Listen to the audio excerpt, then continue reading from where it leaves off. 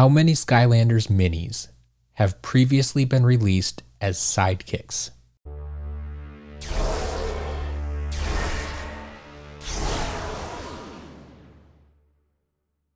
Welcome to another episode of Figure Focus, where I, SCL Matt, focus on the figures of one character in the Skylanders franchise. Today, that character is Bash.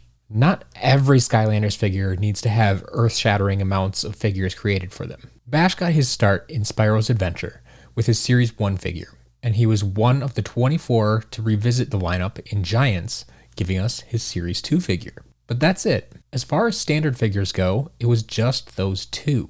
In addition to those standard figures, Bash also had 3 variants. The first 2 came right away in year 1. We got Legendary Bash and Blue Bash.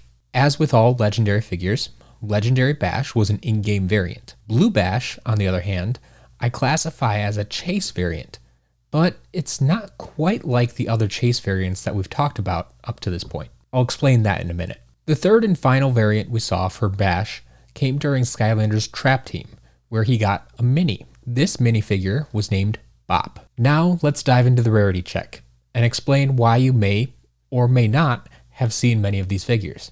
Series 1 Bash is the most common of all the Bash figures, but even the legendary version is pretty easy to find. As with all legendary figures, it was a Toys R Us exclusive, but that didn't really make it much harder to get your hands on. Series 2 Bash is a bit different though. When I started hunting Skylanders back in 2012, Series 2 Bash was one of the most sought after, hard to find standard figures out there. At that time, I still didn't really fully understand Skylanders Rarity. All I knew was that Series 2 Bash could not be found in stores, and resellers were asking a lot more than I wanted to pay for it. This trend continued for the next few years. But as I began following Skylanders more closely, and I learned how figures were shipped to stores, I was able to determine just why Series 2 Bash was so hard to find. Throughout the life cycle of a Skylanders game, the figures are shipped out to stores in waves. Typically, there's 5 waves per game. The bulk of the new figures are released in waves 1 and 2. So, by the time you reach waves 4 and 5, there aren't usually a lot of new characters left to release. So in order to fill up these orders, they will sprinkle in some of the characters from earlier waves into the later waves. This is typically a good thing because it allows customers who may have missed the characters the first time around a second chance to pick them up. Bash was originally shipped in Wave 2, so each store got a few Bash figures shortly after the game had launched. However, as the releases continued and all the other figures that had showed up early started showing up again,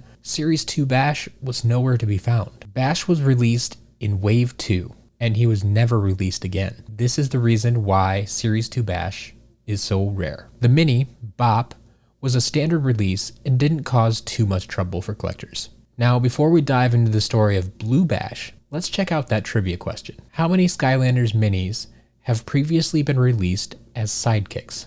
Well, there were 16 minis created during Skylanders Trap Team. There were 8 sidekicks, 4 from Spyro's adventure and 4 from Giants. And hopefully you got it right.